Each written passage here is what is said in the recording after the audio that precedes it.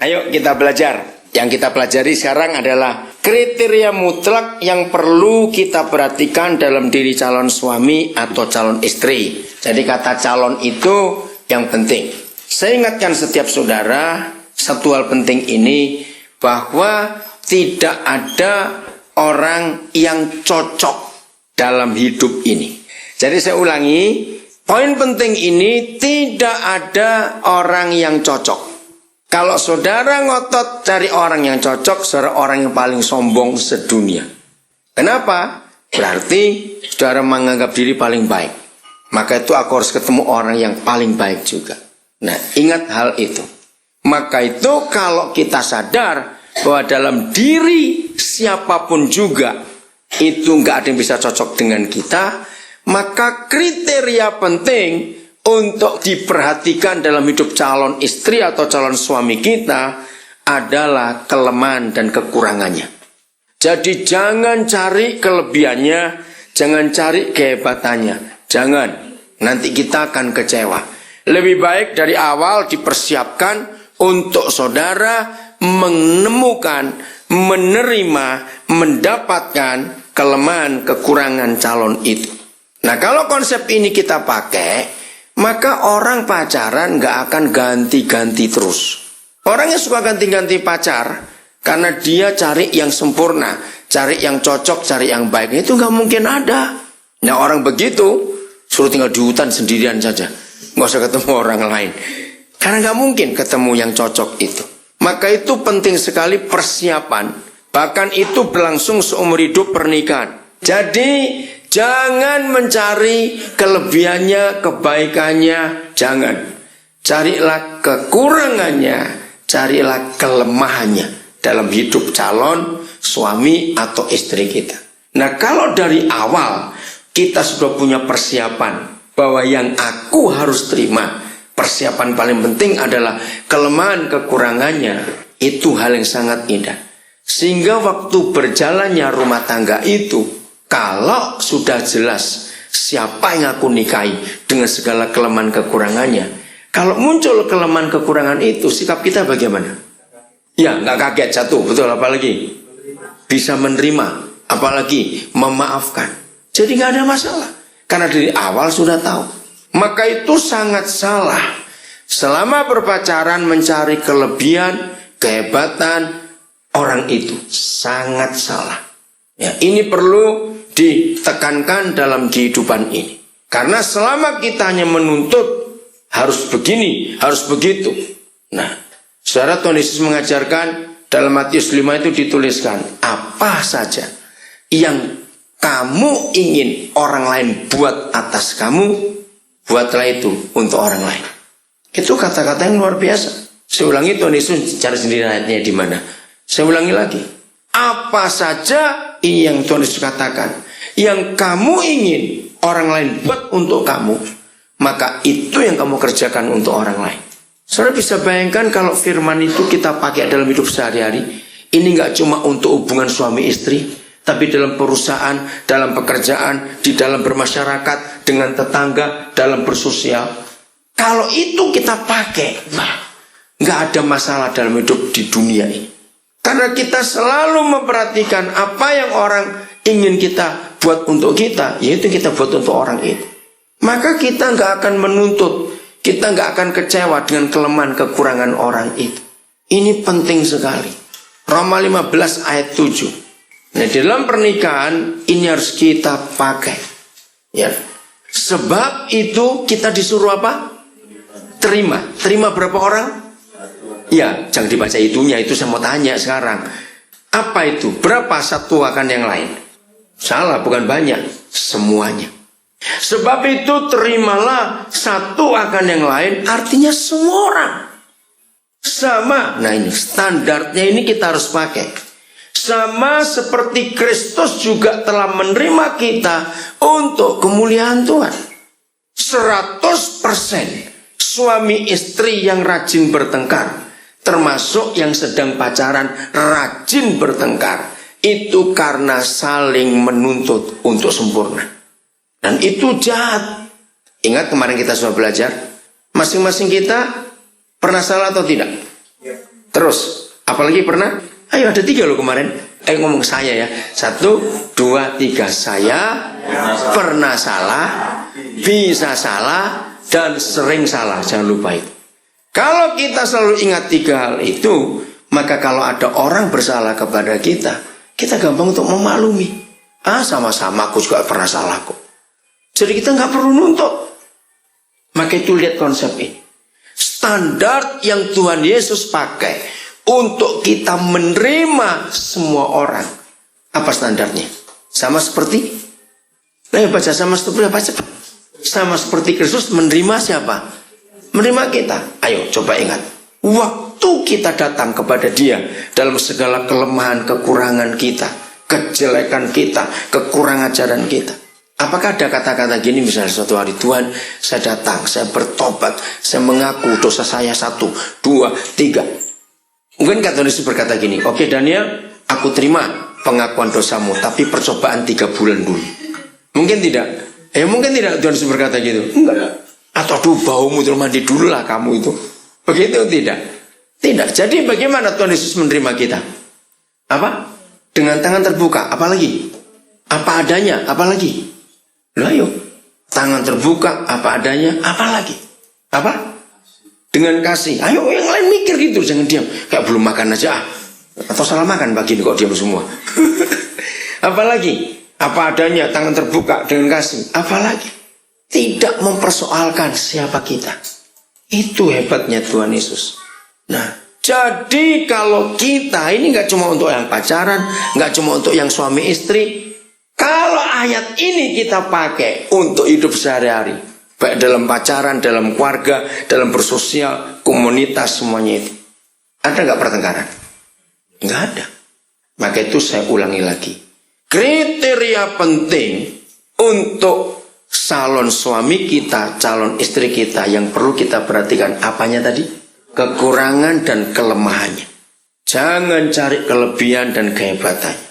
Kalau kita sudah bisa menemukan, lalu kita aplikasikan ke hidup kita sendiri. Aku juga punya kekurangan, aku juga punya kelemahan. Ya udah, kalau calonku atau pasanganku bagi yang sudah menikah, ya harus kita terima. Nah, kalau itu terjadi, ada nggak perceraian dalam pernikahan? Tidak ada. Karena saling menerima. Nah, kalau saudara belajar psikologi, ya, acceptance, itu bahasa Inggrisnya, penerimaan. Ini obat yang paling hebat. Saya belajar acceptance ini bulan September tahun 84. Itu kisah nyata. Saya mimpin KKR di Salatiga. 4 hari itu KKR mahasiswa. Jadi mahasiswa Satya Wacana, buat KKR saya jadi pembicara tunggal. Hari kedua lagi puji-pujian, masuk orang gila, karena itu kan tempat umum, namanya gedung GPD, ya gedung pemerintah daerah, itu dekat pasar Salatiga, namanya Min Kebu. Dan orang Salatiga tahu siapa Min Kebu ini, karena memang dia gila, keliling sudah di sana. Masuk, duduk paling depan, tepuk tangan, tapi nggak karuan, orang gila. Nah, salah seorang panitia namanya Joel Margono, sekarang dia jadi gembala di Salatiga. Waktu itu dia masih mahasiswa, dia orang Madiun. Saya kaget, dalam keadaan kotor seperti itu, Min Kebu itu diajak duduk bersama dia sebelah. Nah, di situ saya melihat Joel ini yang dulu masih mahasiswa itu betul-betul bisa berlaku segila dia juga. Jadi tepuk tangannya diikuti apa begitu. Saya nggak pernah tahu kejadian itu. Saudara, cuma diterima saja. Ya, otomatis kan ganggu sebetulnya. Diterima. Selesai KKR itu. Ini yang saya kagum pada Pak Yoel. Dia sudah dapat baju baru untuk Min Kebu ini. Dan Yoel mandikan Min Kebu itu di toiletnya gedung itu. Disabuni, dia pakan. Bayangkan. Terus dia layani Min Kebu ini. Dikasih makan. Gempar Salatiga hari itu. Hari ketiga itu hari kedua. Hari ketiga, Min Kebu sudah duduk dengan pakaian baru. Ya, masih kelihatan gilanya masih ada, tapi gak separah kemarin. Hari keempat, dia tetap ikut. Hari kelima selesai KKR. Yoel ini ngantar Min Kebu pulang ke keluarganya. Ternyata dia sudah punya anak. Karena alasan ekonomi, lalu dia mencari ilmu, Nah, jadi gila. Ringkas cerita, dia sembuh, keluarganya bisa terima dia hanya karena diterima, acceptance. Dia sembuh, sudah bisa kerja lagi karena saya ngikuti perkembangannya. Kira-kira awal 90-an dia meninggal karena sakit. Tapi orang Salatiga sudah mendengar kesaksian betapa hebatnya Tuhan Yesus. Itulah penerimaan. Jadi psikologi mengakui orang yang serusak apa, sehancur apa itu, kalau diterima, orang itu sembuh. Siapa pernah ngalami? Ya, saya sering ngalami. Yang terakhir nanti saya ceritakan. Siapa pernah ngalami ada anjing galak betul? Wah, dirantai, pokoknya jahat anjing itu. Percaya nggak kalau kita datang dengan kasih menerima dia, anjing itu berubah? Ada yang pernah ngalami itu nggak? Terus saya tanya, ada yang pernah ngalami nggak? Cari anjing gila hari ini ya. Loh, serius Pak. Loh, bayangkan anjing saja bisa berubah kalau disayang, kalau diterima. Suatu saat belum lama ini, saya pelayanan ke sebuah pulau, namanya Pulau Saparua. Di mana Saparua itu? Di Maluku. Oke, di satu kota, ibu kota kabupaten, namanya Masohi. Nah, kami nginap di rumah orang yang paling kaya di pulau itu, tapi sudah pindah ke Jakarta. Nah, dia itu yang menguasai semua bahan bakar minyak, pompa bensin di kabupaten itu dia menguasai. Orang kaya, sangat diberkati hidupnya. Tapi mereka sudah pindah ke Jakarta. Jadi yang ngelola anak buahnya semuanya. Nah, begitu kami masuk, kami berenam, lewat belakang, ya itu garasi, truknya banyak, mereka juga kontraktor, pokoknya orang kaya. Nah, saya melihat ada Rottweiler, anjing yang dikenal galak itu, lagi dirantai. Aduh, saya lihat anjing dirantai, hati saya ikut sedih sekali. Saya tanya pada pegawainya, kenapa dirantai? Waduh Pak, dia suka gigit orang, ganas sekali. Dan saya perhatikan rantainya sudah sampai bulet, tahu ya, panjang sampai pendek. Terus saya lihat di tempat dia tinggal kotornya. Terus saya tanya, sudah berapa lama dirantai? 4 tahun, bayangkan. Nggak ada orang yang bisa sentuh dia. Terus saya lihat ada gala panjang. Untuk apa gala ini? Saya pikir untuk pukul. Enggak Pak, itu untuk sok dorong miring makannya dan minumnya. Kami takut mendekati. Waduh, saya bilang kasihan betul anjing ini. Nah, saya kenal baik pada anaknya yang punya rumah. Dia yang ngundang kami ke sana. Saya bilang kepada dia, apa nggak ada cara lain?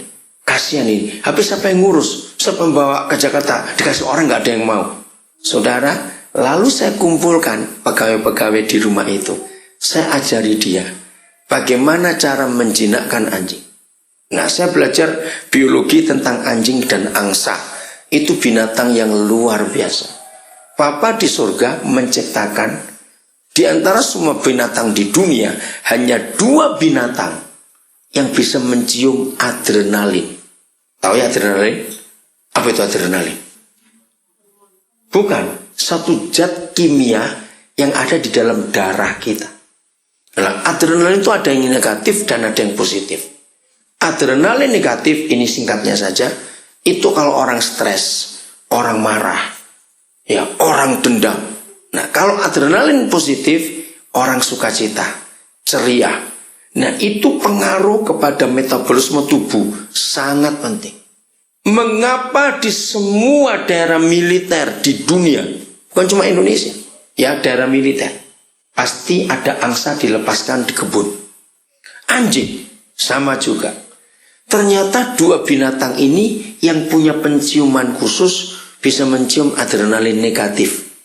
Maka itu seprofesional-profesionalnya seorang maling, kalau dia lagi maling tegang atau tidak?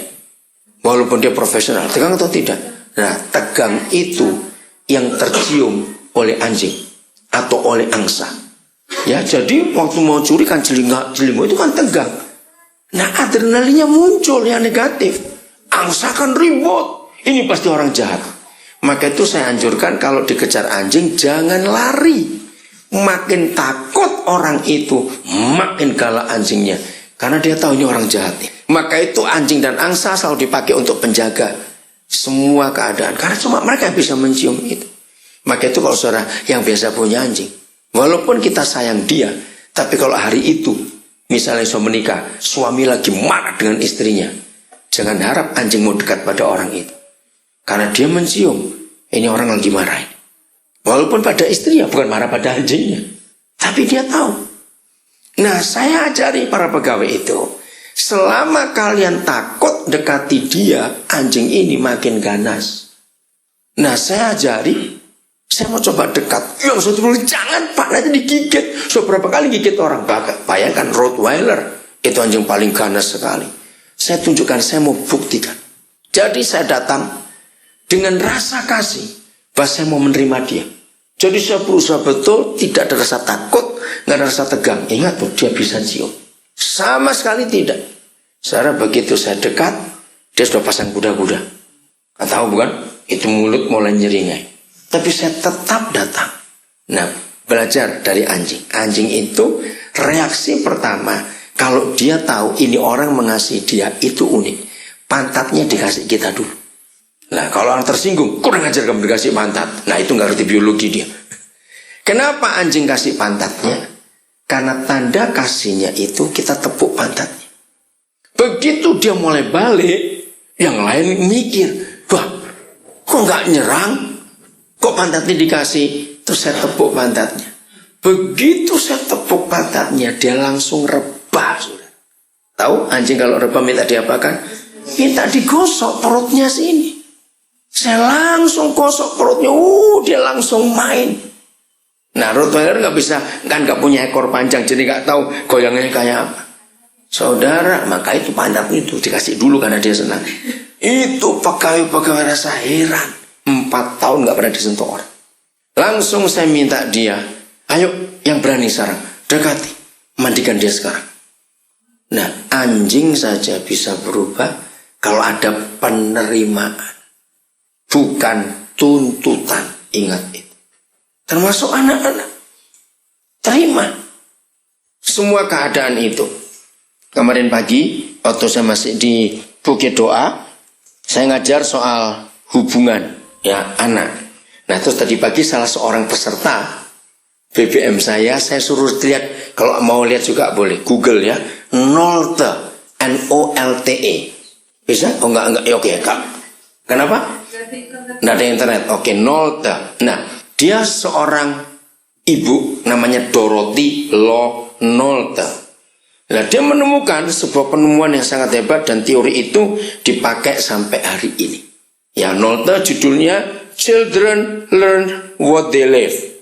Nah, dia nulis bagian ini, saya bacakan. Bila seorang anak hidup dalam kritikan, suka dikritik, apa-apa salah, ia akan belajar menghukum. Bila seorang anak hidup dengan permusuhan, ia akan belajar kekerasan.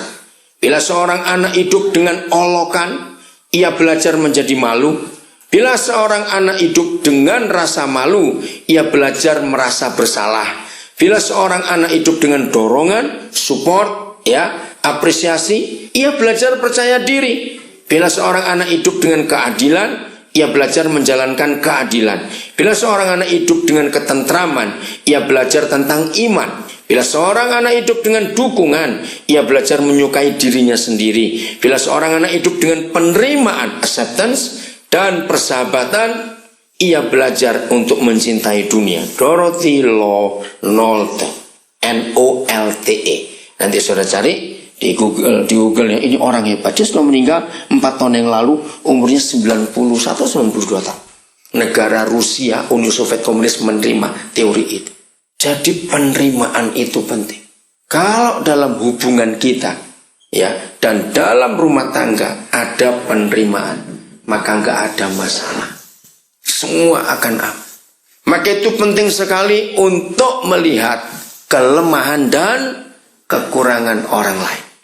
Jangan cari kelebihan atau kepintarannya atau kebaikannya, jangan. Nanti kita akan kecewa. Seperti apa? Kristus juga telah menerima kita untuk, nah ini, untuk siapa kita menerima seseorang itu penting. Karena konsep hidup manusia, semua manusia akan menerima apa-apa untuk dirinya sendiri. Betul tidak? Nggak mau tahu dengan orang lain. Nah, kalau semua yang kita pakai ujungnya untuk ke diri kita sendiri, itu namanya keegoisan. Dan kalau keegoisan ada dalam hidup kita, maka semua orang akan kita tuntut untuk baik pada kita. Jawab ya atau tidak? Karena larinya ke kita. Maka itu kalau kita bisa menerima orang lain apapun kondisinya, seperti untuk siapa? Untuk Bapa di surga. Maka semua orang jadi aman hidupnya. Anak-anak juga begitu. Dengan ayat ini saya menemukan sebuah ilustrasi bagus. Maaf, saya cuma contoh ini. Mungkin ada yang nggak pernah tahu, tapi kalau mama-mama pasti tahu. Maaf ya. Pernah suatu kali kami bertamu ke rumah orang. Mereka keluarga ini baru punya baby. Ya mungkin belum setahun, mungkin 8 bulan. Nah, waktu kami duduk-duduk bicara begitu, si ibu ini gelisah. Terus saya tanya, kenapa? Enggak, ini jamnya anak saya sudah bangun seharusnya. Kok nggak ada suara? Terus saya bilang, ya sudah, tengok saja. Waktu si ibu mau masuk, babysitternya duluan. Begitu babysitter masuk, dia teriak. Kami semuanya kaget. Kira kena apa? Otomatis saya juga ikut berdiri, masuk ke kamarnya bayi itu. Ya ampun, nah maaf ini Zeta. Dia ternyata sudah bangun dari tadi. Nggak tahu kena apa si bayi ini. Dan itu berapa kali saya ngeliat kejadian itu. Maaf ya, dia sudah pakai pampers. Tapi nggak tahu dia bisa buka pampersnya. Namanya anak kecil, main-main. Ternyata dia lagi sudah beol. Yang buat babysitter terkejut, maaf ini bayi main kotorannya sampai ke muka, ke badan, ke semuanya itu. Tempat tidurnya namanya anak kecil. Mana ngerti dia. Wah, dia teriak. Di situ saya belajar namanya penerimaan. Sehebat-hebatnya babysitter membersihkan bayi itu dengan kotorannya. Beda nggak dengan cara mamanya bayi ini untuk menerima dia? Bedanya di mana? Kenapa? Mamanya dengan kasih. Nah, itu ilustrasi yang luar biasa. Nggak mungkin mama yang ngambil kalau nggak ada babysitter, terus ditarik kupingnya. Duh, kotor sekali kamu. Terus coba dibuka mandi gitu. Mungkin nggak. Nggak mungkin, walaupun kotor dia apakan? Dipeluk tanah, ini anaknya. Nggak mungkin anaknya dibawa pakai selimutnya kamar mandi begitu karena kotor. Ngerti nggak ilustrasi itu? Nah, seperti itu Tuhan menerima kita. Dalam keadaan kita masih kotor sama sekali, dia bisa terima kita. Karena tahu untuk kemuliaan Tuhan. Kita buka Roma pasal 5. Maka itu dengar ya, yang sedang pacaran, yang sudah menikah, rajin bertengkar, bertobat kamu. Rajin kok bertengkar. Ada nggak kira-kira orang seperti itu? Selalu nuntut, untuk begini, untuk begitu. Stop untuk nuntut. Bapak kita di surga nggak pernah nuntut kita. Roma pasal yang kelima, saya cari dulu ayat-ayatnya. Mulai ayat yang ke-6. Ya mulai ayat 6. Roma 5, mulai ayat 6. Karena waktu kita masih apa? Apa kata lain lemah? Berdosa. Ketika kita masih lemah, Kristus telah mati untuk kita. Orang-orang apa? Durhaka. Pada waktu yang ditentukan oleh Tuhan. Sebab tidak mudah seorang mau mati untuk orang yang benar. Ya. Tetapi mungkin untuk orang yang baik, ada orang yang berani mati. Akan tetapi Tuhan menunjukkan apanya? Kasihnya kepada siapa? Kita. Oleh karena Kristus telah mati untuk kita ketika kita masih apa? Masih berdosa. Jadi dia menyelamatkan kita, nggak tunggu kita baik dulu. Tidak, waktu kita sedang kacau balau. Ya seperti bayi yang penuh dengan tai tadi. Maaf saya berkata. Mama akan tetap mengasihi itu anaknya. Walaupun suruh tubuhnya belepotan dengan kotorannya sendiri. Ayat 9. Lebih-lebih. Karena kita sekarang dibenarkan oleh darahnya. Kita pasti akan diselamatkan dari murka Tuhan. Ayat 10 ini indah sekali. Sebab ketika kita masih apa? Setru. Apa bedanya musuh dengan setru? Mana lebih tajam? Setru. Ketika kita masih jadi seterunya, diperdamaikan dengan Tuhan oleh kematian anaknya. Lebih-lebih kita yang sekarang telah diperdamaikan, pasti akan diselamatkan oleh hidup Yesus. Dan bukan hanya itu saja, Kita malah bermegah dalam Tuhan oleh Yesus Kristus Tuhan kita. Sebab oleh Dia kita telah menerima apa? Pendamaian itu. Maaf, kalau saudara yang bukan Kristen saya bicara jangan tersinggung. Tidak ada agama apapun di dunia seperti yang Yesus ajarkan untuk mengampuni orang. Hampir semua kita sebagai manusia normal selalu balas. Dan itu wajar karena memang kita manusia. Tapi Tuhan Yesus tidak. Justru waktu kita masih berdosa, masih lemah, masih seteru, saat itulah kasih itu dinyatakan. Maka itu jangan suka berantem, jangan suka ribut, jangan suka bertengkar, jangan suka berkelahi. Kalau kita hidup dengan hukum ini, maka nggak ada pertengkaran dalam hidup. Betul? Tuntutan juga tidak akan ada. Karena itu tadi, aku tahu. Ayo ulangi. Saya pernah salah, masih bisa salah dan sering salah. Ingat itu. Maka kita nggak perlu nuntut orang lain. Belajar untuk tuntut diri sendiri. Kalau ada orang suka ribut karena dia menuntut orang lain, belajarlah tuntut dirimu sendiri sebelum kau nuntut orang lain untuk sempurna. Ngerti nggak artinya? Kalau gitu kita bisa sempurna tidak? Ya sudah. Kalau kita sadar mau dituntut dengan cara tuntutan apa saja, kita nggak pernah bisa sempurna. Bagaimana kita menuntut orang lain sempurna? Kita aja nggak bisa. Maka ada pertengkaran nggak? Ada keributan nggak? Tidak ada. Kita bisa saling memaklumi. Nah seperti itu kasih Tuhan kepada kita semua. Maka itu tidak ada perceraian. 2 Korintus pasal 5 ayat yang ke-18. Kita belajar firman ini. Dan semuanya ini dari Tuhan, yang dengan perantaraan Kristus telah atau akan? Telah mengapakan kita? Mendamaikan kita dengan dirinya. Dan yang telah mempercayakan pelayanan pendamaian itu kepada kami. Saudara, saya menemukan hukum ini luar biasa. Perhatikan, telah mendamaikan kita dengan perantaraan Kristus. Bapa di surga telah mendamaikan kita dengan dirinya. Nah, saya tanya, berarti kapan kita diperdamaikan dengan Bapa di surga oleh Kristus? Ini kapan peristiwanya? Waktu dia ngapain? Waktu dia disalib. Maka itu ada kata telah. Nah, yang hebat saudara, maka itu dunia akan menerima kalau kita pakai cara ini. Karena nggak ada yang pernah mengajarkan. Pertanyaan penting. Waktu Yesus disalib, kita ada di mana? Lo jawab, ini pertanyaan penting. Ya, belum lahir. Artinya belum ada. Jangan lagi kita. Kakek buyut kita aja belum ada. Apa yang saya temukan dalam ayat ini? Maka saya pakai ini dalam hidup. Ampunilah setiap orang sebelum dia bersalah kepada kita.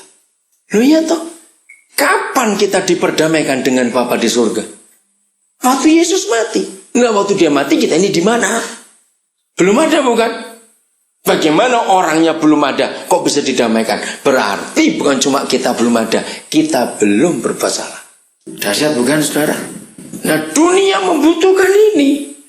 Maka itu kalau kita sebagai orang Kristen bisa menyatakan ini, dunia akan sembuh. Nggak ada lagi permusuhan. Begitu kita disakiti orang, kita difitnah orang, dia akan kaget. Loh, kamu kok nggak marah? Ngapain marah? Aku sudah ngampuni kamu sejak aku belum kenal kamu kok. Amin. Itu luar biasa. Maka itu dunia tidak akan ada tempat buat si jahat kalau semua kita pakai hukum ini. Mengampuni setiap orang sejak kita belum kenal dia, artinya sejak dia belum bersalah. Maka itu tidak akan ada keributan dalam rumah tangga, dalam hubungan, dalam hal apa saja kalau kita menggunakan hukum Kristus. Lihat kalimat terakhir ayat 18. Jadi ada kelanjutannya. Dan yang telah, perhatikan kata itu, yang telah apa? Mempercayakan pelayanan apa? Pendamaian itu kepada kami. Saudara, ini hukum yang luar biasa. Percaya nggak bahwa kita dipercayakan pelayanan pendamaian itu? Win, ada bahasa Inggrisnya enggak? Nah, enggak ada, pasti. Oke, yang di handphone saudara ada yang bawa Alkitab yang bahasa Inggris. Coba lihat ayat 20. Saya mau terangkan ini. Maka itu banyak sekali prinsip-prinsip Alkitab yang dipakai oleh dunia internasional. Ada banyak. Ya, salah satunya ayat 20 ini. Dalam ayat 20 dikatakan, ya, jadi kami ini adalah utusan-utusan Kristus. Nah, ini terjemahnya kurang tepat. Yang bahasa Inggris. Siapa itu utusan? Ya, bacakan. Bahasa Inggris semuanya. Termasuk bahasa yang lain, ya. Kecuali bahasa Indonesia. Ayat 20, silakan dibaca. Now that we are ambassadors for Christ. Nah, cukup sampai situ. Christ ambassadors. Apa itu bahasa Indonesia ambassadors? Duta besar. Oke. Saudara tahu di hukum internasional ada hukum yang menulis di halaman kedutaan besar, baik kantor maupun rumah duta besar, itu ada kekebalan diplomatik. Mana tahu hukum itu? Lo tahu tidak? Artinya apa itu? Ya nggak apa-apa, kalau saya ragu-ragu, ini penting untuk kita belajar. Dari mana hukum internasional menuliskan itu? Jadi kalau ada penjahat yang dikejar oleh aparat keamanan di negara itu, jelas dia salah. Mau pembunuh, mau perampok. Begitu penjahat itu bisa lompat masuk ke halaman duta besar, dia boleh ditangkap tidak? Nah, ini ayat luar biasa. Siapa yang menemukan hukum itu? Inilah literatur yang tertua yang pernah ditemukan oleh manusia. Mengapa di semua rumah duta besar penjahat tidak boleh diapa-apakan? Gara-gara ayat ini saya pakai sebuah konsep, dan banyak teman saya pendeta merasa aneh. Tapi ini kebenaran. Artinya kalau ada maling, dan sudah berapa kali maling masuk ke rumah saya, enggak, jangan diteragi maling. Berarti saudara bukan duta besar tapi camat. Berarti ilustrasinya itu apa? Polsek. Kalau kita duta besar, maka penjahat pun yang datang ke rumah kita harus lindungi sebelum nanti ada prosesnya. Terima dulu semua orang jahat itu. Kok wajahnya kayak wajah nggak percaya begitu? Sadar nggak? For we are ambassadors for Christ. Duta besar. Sama kalimat terakhir. Dalam nama Kristus kami minta kepadamu, berilah dirimu didamaikan dengan Tuhan. Seakan-akan ada kata itu, Tuhan menasihati kamu dalam perantaraan kami supaya ada perdamaian. Bayangkan penjahat saja harus diterima dulu. Nggak boleh diapa-apakan. Kalau masuk ke rumah atau halaman, nggak usah rumah lah, halaman, di balik pagar, langsung aman dia. Nah, itulah yang Yesus inginkan kita semuanya, gereja Tuhan ini. Bisa bayangkan betapa luar biasanya kalau itu terjadi dalam kehidupan kita. Betul saudara? Dunia pasti sembuh. Pasti sembuh. Enggak akan mereka lari kemana-mana. Nah, inilah yang gereja tidak lakukan. Siap jadi pendamai? Belum tanya kok, siap jadi pendamai? Harus, kalau enggak. Nah, siapa masih ingat? Saya tanya, kalau enggak ingat saya tunjukkan ayatnya.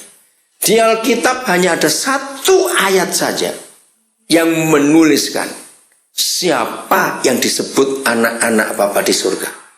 Ya, apa Win? Ayo, enggak usah ragu-ragu. Apa? Ya, betul. Membawa damai. Matius 5 ayat 9. Coba baca. Tidak ada kriteria lain di Alkitab yang disebut siapa anak-anak Bapa di surga, kecuali ayat ini. Berbahagialah orang yang, apa arti kata membawa damai itu? Menjadi juru damai. Mendamaikan orang. Nah, gak lucu bukan kalau kita juru damai tapi kita punya musuh? Lucu tidak? Itu namanya dagelan. Kita munafik. Berbahagialah orang yang membawa damai karena mereka akan disebut anak-anak Tuhan. Jadi kalau kita tidak mau berdamai, kita bukan anak Tuhan. Atau saya pakai hukum. Jadi satu-satunya hak iblis bisa menggugurkan status kita sebagai anak Tuhan kalau kita tidak mau berdamai. Berarti belum tentu semua orang Kristen yang ke gereja itu adalah anak-anak Tuhan. Betul tidak? Kenapa? Kalau dia nggak mau berdamai. Bahkan tidak semua hamba Tuhan, baik pendeta maupun pastor, yang layak disebut anak Tuhan, kalau dia masih punya musuh dalam hidupnya. Mungkin saya berkata, musuh saya nggak punya. Lalu malas ketemu orang itu sama aja. Itu bahasa halusnya. Awas. Jadi harus bersih betul-betul. Harus bersih. Gugur. Nanti status hukum itu gugur. Tahun 2004, kami waktu di Amerika, ada kasus yang sangat mengagetkan. Ada satu keluarga, 17 tahun menanti untuk dapat green card. Dari anak itu bayi, sampai anak itu umur 17 tahun. Anak ini cewek. Nah, baru di-granted green card-nya 3 bulan.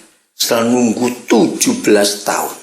Green card-nya dicabut balik oleh pemerintah Amerika dan mereka dipulangkan ke Indonesia. Waduh, sedihnya.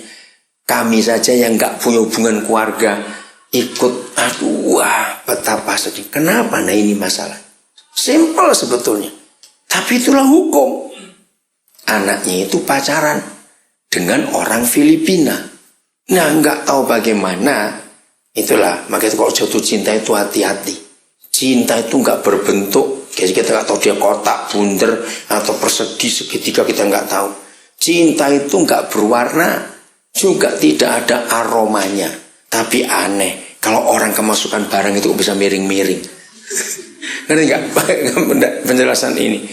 Nah, orang tua si cewek nggak setuju dengan anak Filipina itu. Karena umurnya sudah dewasa. Anak ini baru 17 tahun. Nah, waktu tahu si cowok ini, bapak ibunya anak ini nggak setuju. Anak ini masih polos.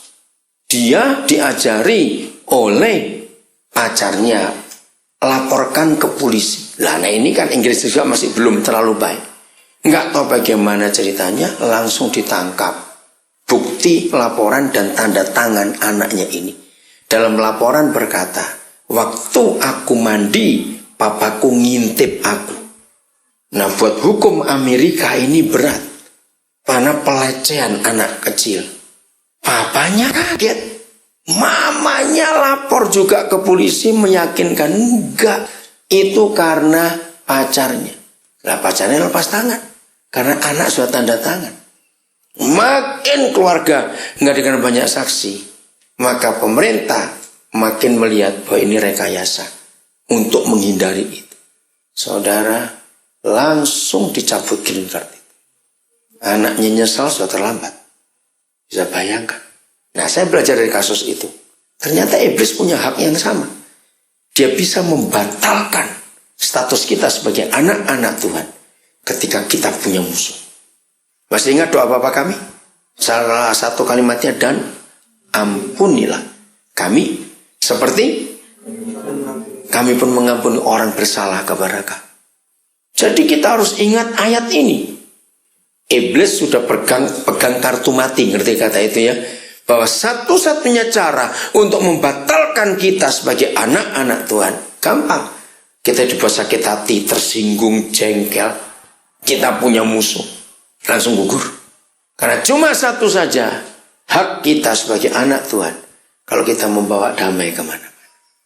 Maka itu jujur, siapa yang sampai hari ini masih punya koleksi musuh di hatinya? Koleksi kok musuh? Ada nggak kira-kira? Ada orang punya koleksi musuh. Ayo buang.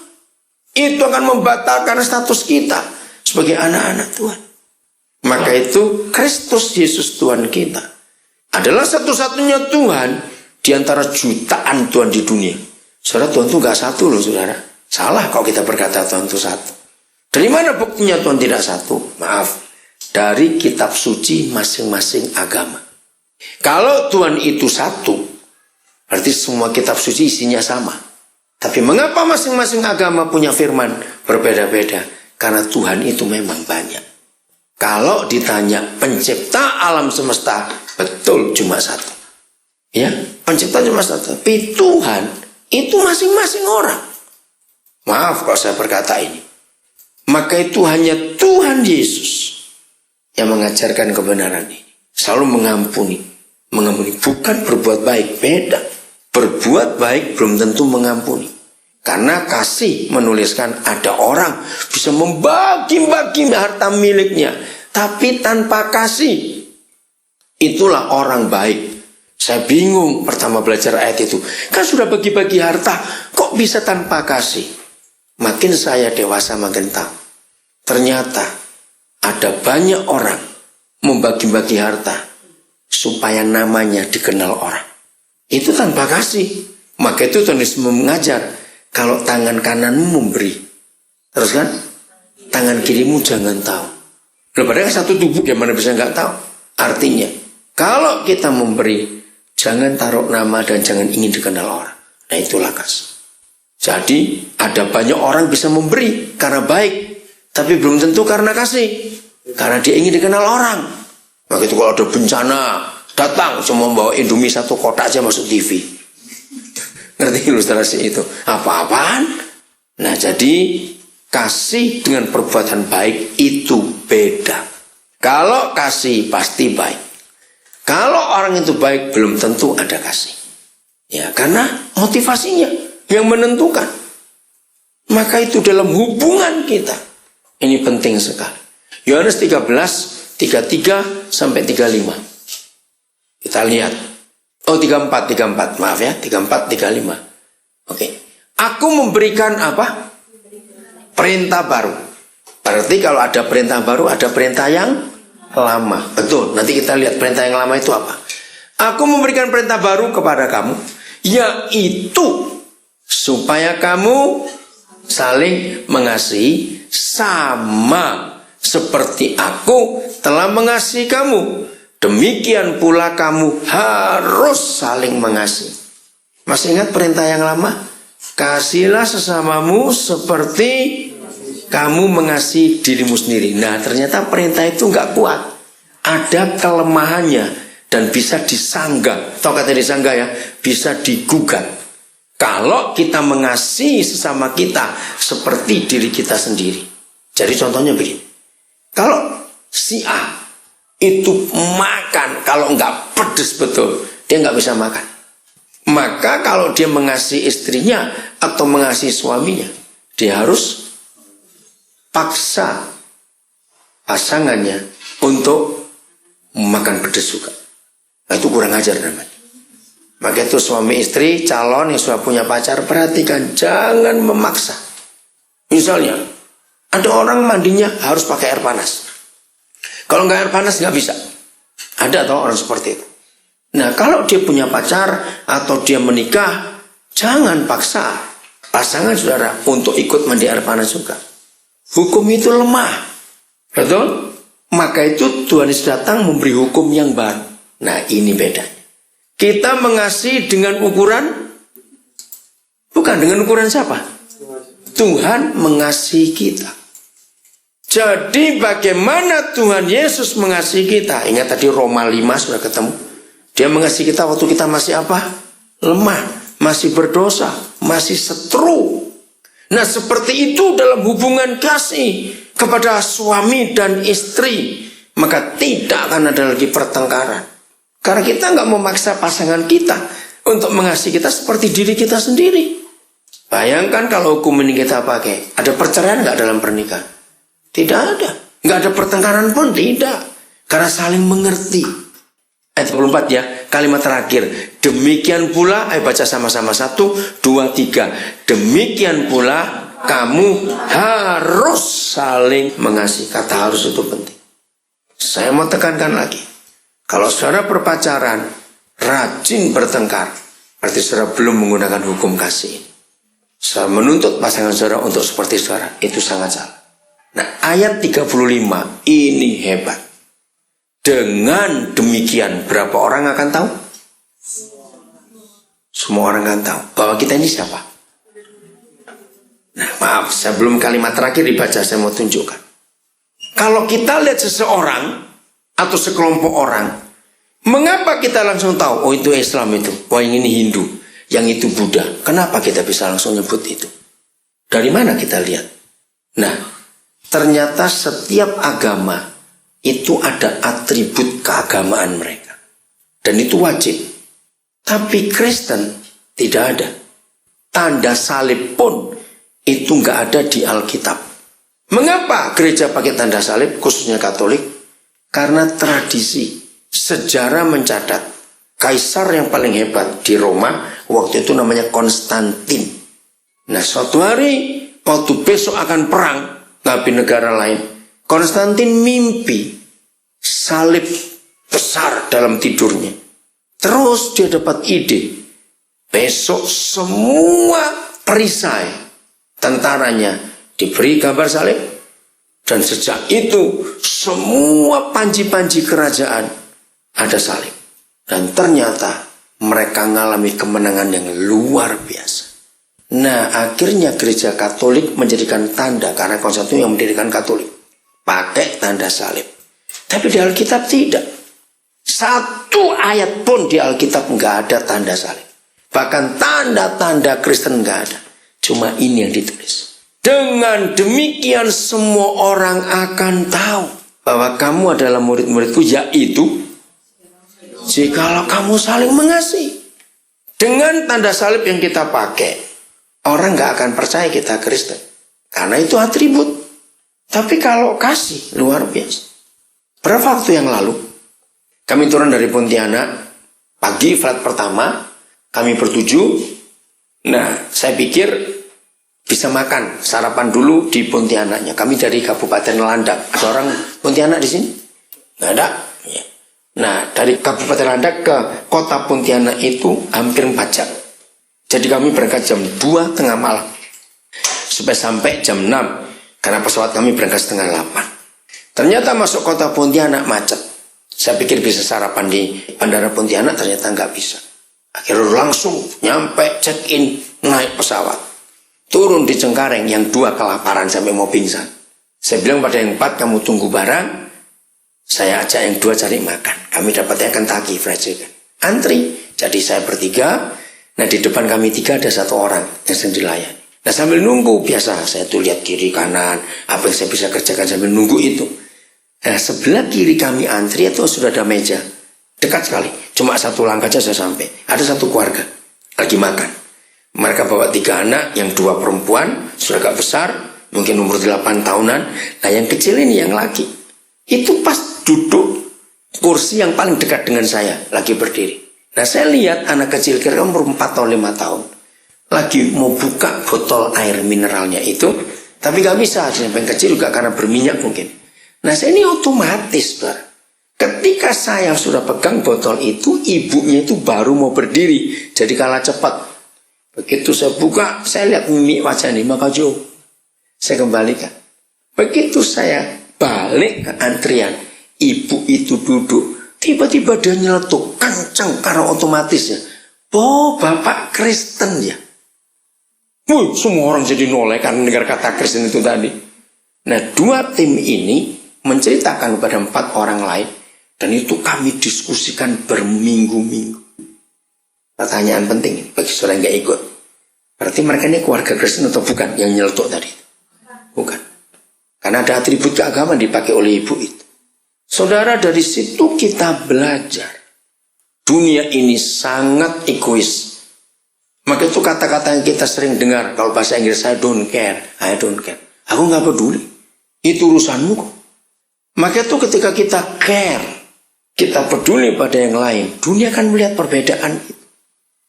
Maka itu nyatakanlah kasih dalam hidup ini. Orang kan terima siapa kebenaran itu. Ya, maka itu jujur ya, jujur.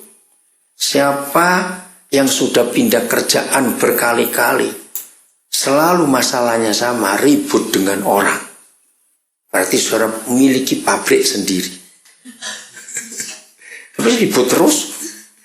Nah, biasanya orang seperti itu pasti nyalakan orang lain, bukan? Dia nggak pernah nyalakan diri sendiri. Nah, kalau sampai sudah berapa kali saudara harus pindah-pindah kerjaan, masa orang salah semua? Pasti ada yang nggak beres dalam diri kita. Jadi kriteria apa yang kita harus perhatikan untuk calon istri atau calon suami kita? Itu nggak cuma untuk calon suami istri, tapi untuk hidup sehari-hari. Ngerti? Jadi yang suka ganti-ganti pacar bertobat, stop, ini yang terakhir. Awas putus cari lagi. Nggak malu sama kucing. Lo kenapa kan kucing ganti-ganti terus? Jadi kasih itu akan memulihkan